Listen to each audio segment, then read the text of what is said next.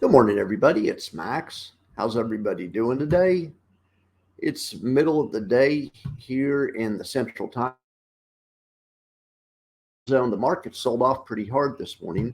Let's take a look at these. Let's take a look at these different covered call funds and see how they're all doing today. All right. Well, let's do this. Let's start with the chart of the Nasdaq, as well as the profit box for triple QI. Well, unfortunately, the profit box is way the hell up here. So it's not an auspicious start of the day for the Nasdaq, and it's on the lows of the day. It's driving lower right now. So, all right, well, let's look at the SPX. Of course, we can also check out the profit box of JEPY. In a second, we'll look at the numbers. The profit box is way the heck up here. I will check Russell, which of course is IWMY, what they trade, and they're in fine shape somehow. It's the craziest thing. Used to be the weakest one on a daily basis. Lately, it's been the strongest index on a daily basis. Russell 2000. It has massive, I believe, the way I understand it, my simple understanding of the world, it has a ton of crypto exposure in it. All right. Well, and that's just been Bitcoin and crypto, and those, have been absolutely on fire. All right. So let's look. Let's actually going to start with the heat map, but then we'll look at Defiance and Yield Max.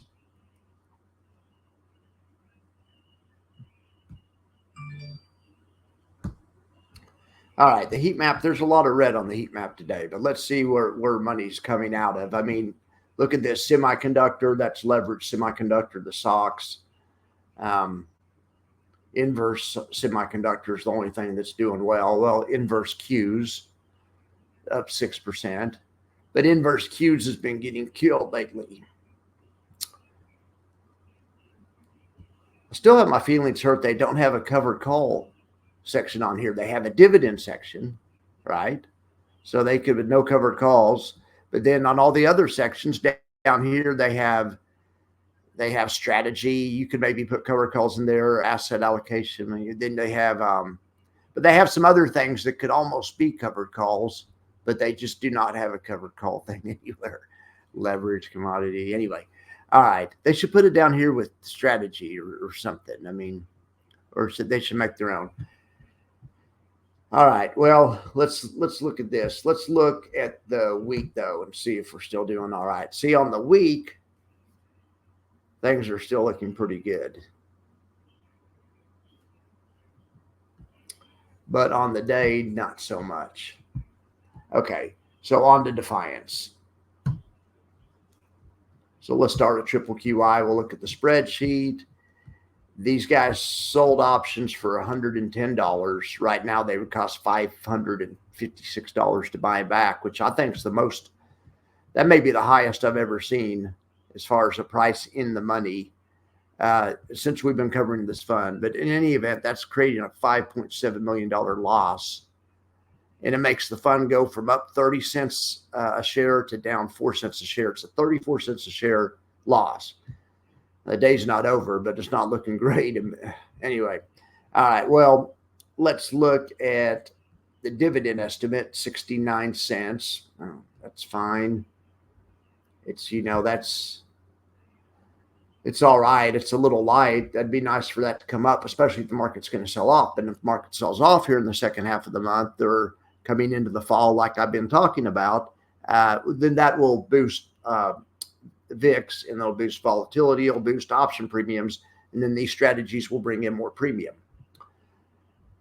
All right, so JPY, they sold options for $17.30, and let's see what they would have to buy theirs back for right now.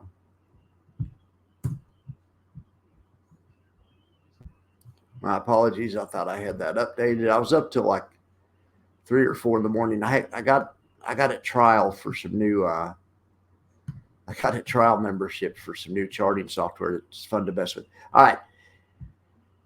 $74 in the money. So they sold something for 17 right now. They'd have to buy it back for 74. So they were trying to make 366,000. Right now they're losing 1.2 mil.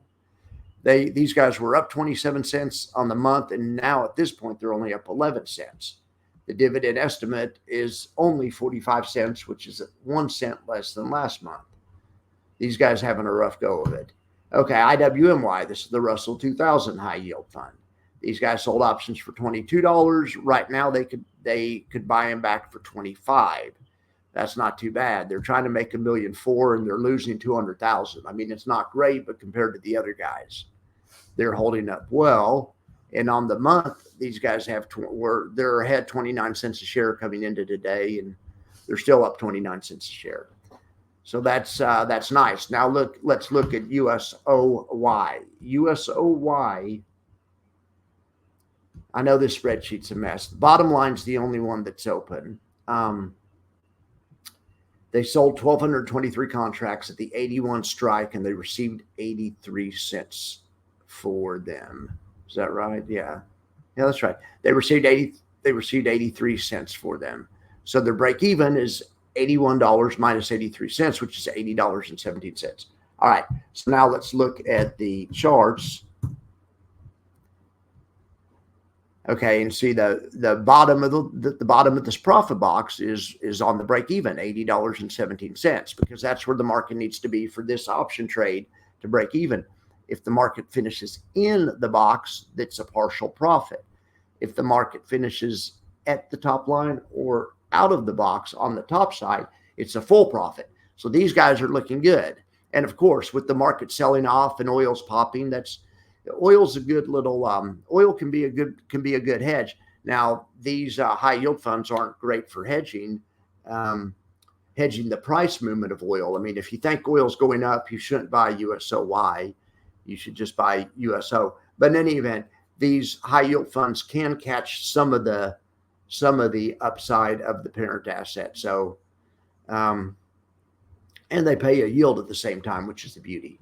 All right. So, well, but these options expire at the end of the day. So let's look back here real quick. Let's just run the calculation right now. Well, let's just see what's the price right now. $80.42. So what is that? 58 cents. All right. So I'll just do the calculation manually. It's 58 cents in the money, but remember they sold the option for 83 cents. So the difference would be these guys' profit. All right. So right now they still have $30,000 of profit, and they're up 13 cents a share on the month at this point, and the dividend estimate's $1.13.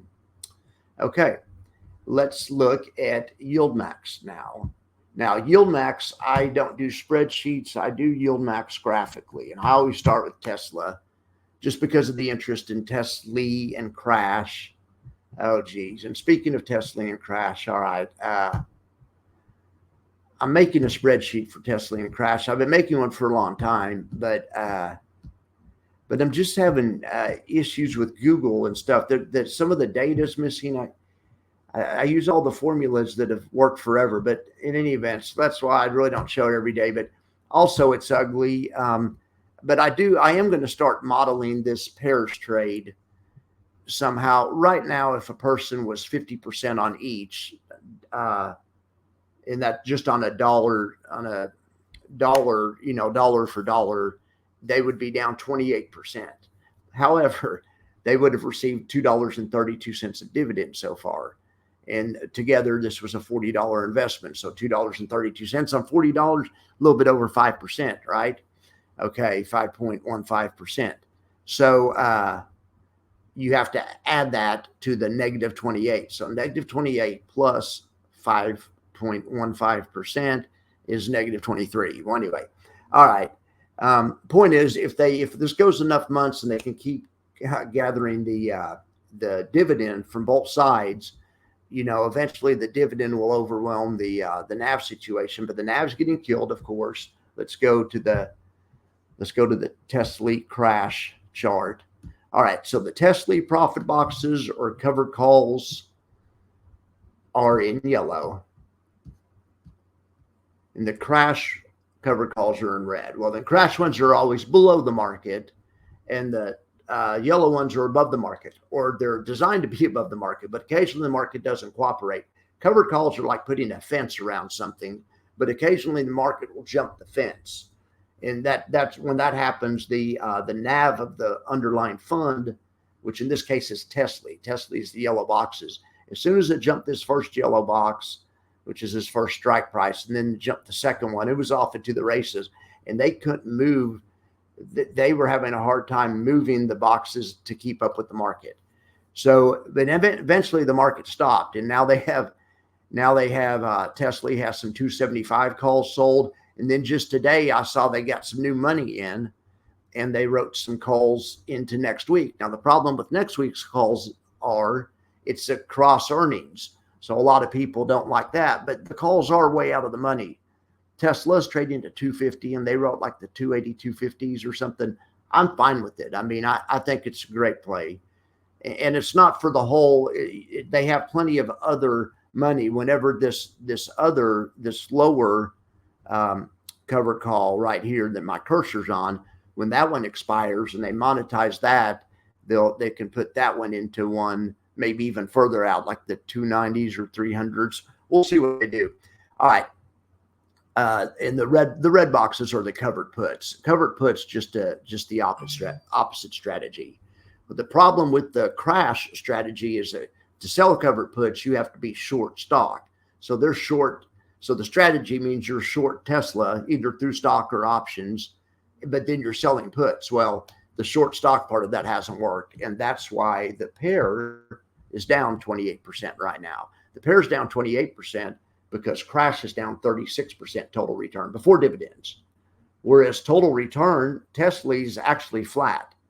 It's flat, down 82 bips. So if that's right, let me make sure that's right. No, that's not right.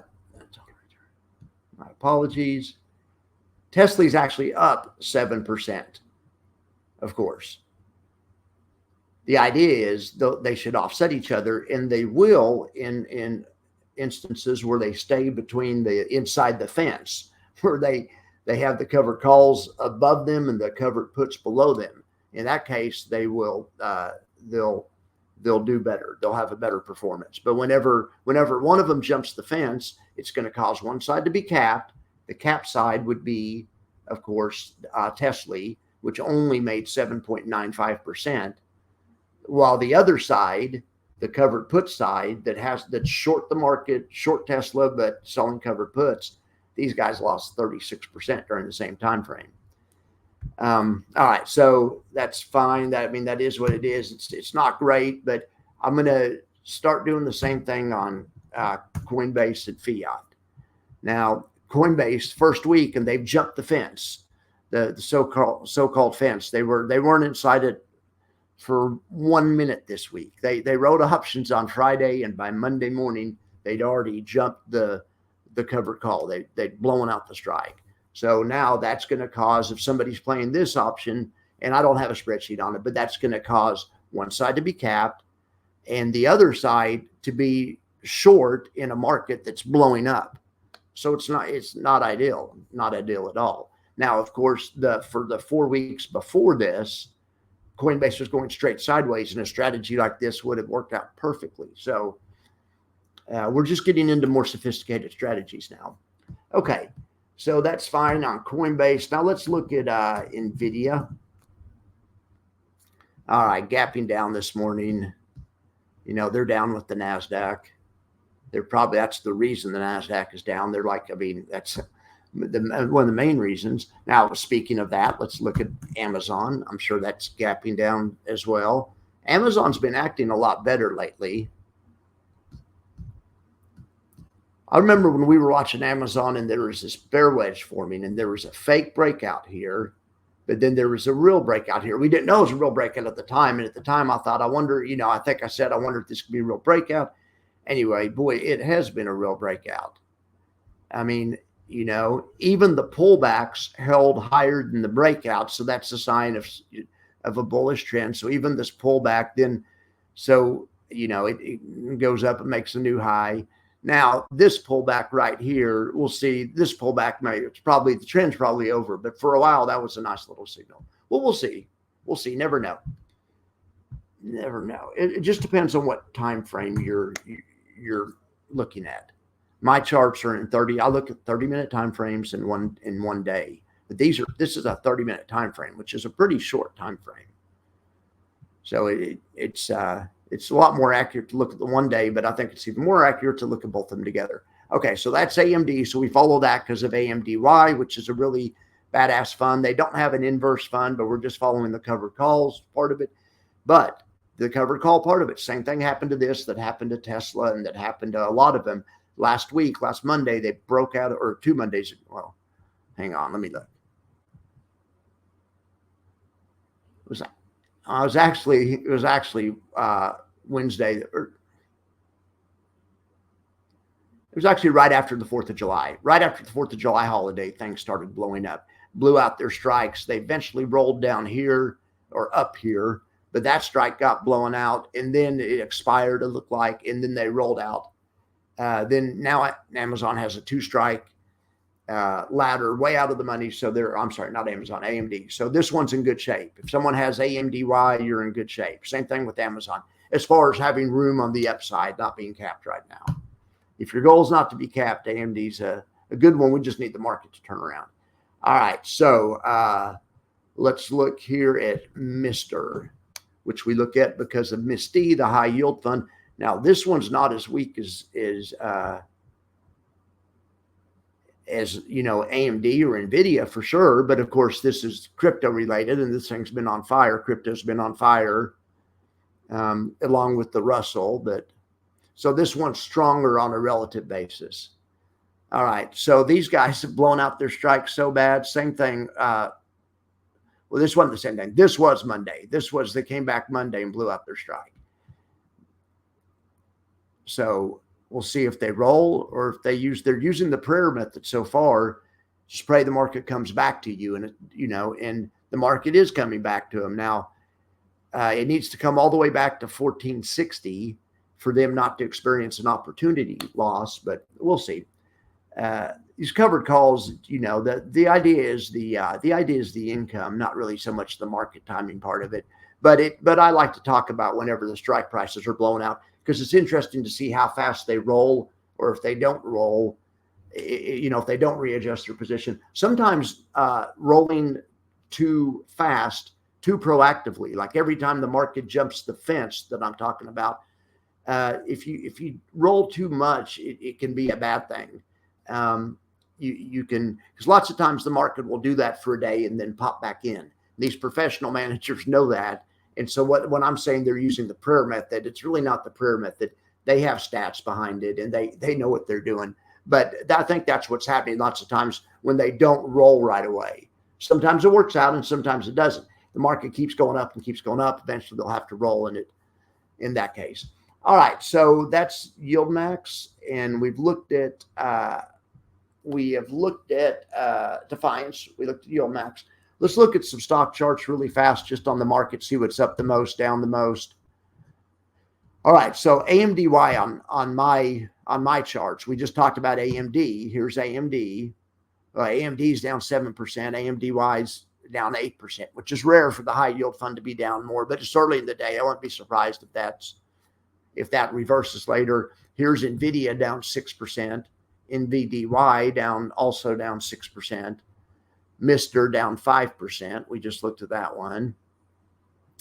Tesla down 3%. Lots of red on the chart. Even the Sol Thing index, which is what FEPI is based on, and everyone knows that's the best growth index in the world. Evidently, I mean, it's a hot index anyway. Even it's down 3.3% today. But speaking of that, let's look at this real fast. I'm not going to get sidetracked on it, but look at this sucker.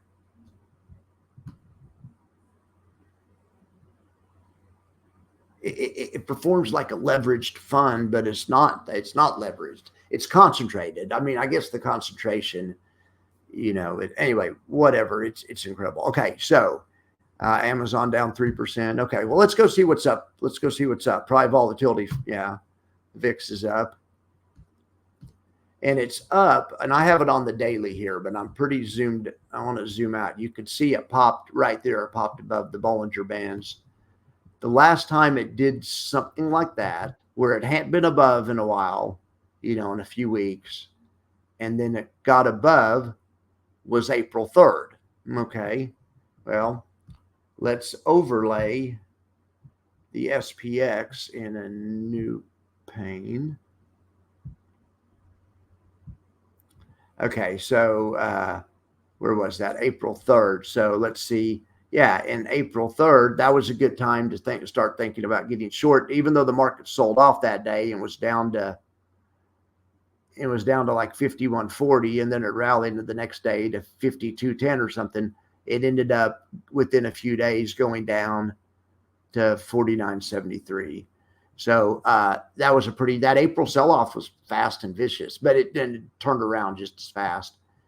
But in any event, okay, so we had a similar signal now. Now, those signals, I can show you other times when it didn't work. There's other times when it doesn't work. But it works a lot of the time. So anyway, but I saw this coming last week. That's why I started making videos on how to hedge $1 million portfolio, because I think going into the end of the week, the end of the year, we'll probably pull back or whatever. So anyway, and of course, all those hedge, if anyone, all those are up big today. This $1 million baby, this hedges $1 million portfolio, and it's up huge today. But anyway, of course, because the market's down, this thing will do terrible if the market starts going back up again. Anyway, I'm going to make a separate video on those trades just to keep these daily updates shorter. But I appreciate you guys being here, and I will be back. I have a new video I'm working on, so look for a new video release for me today, but you'll see me on that. And then I'll probably be back this evening also. All right, guys. Well, I really appreciate y'all, and I will talk to you later.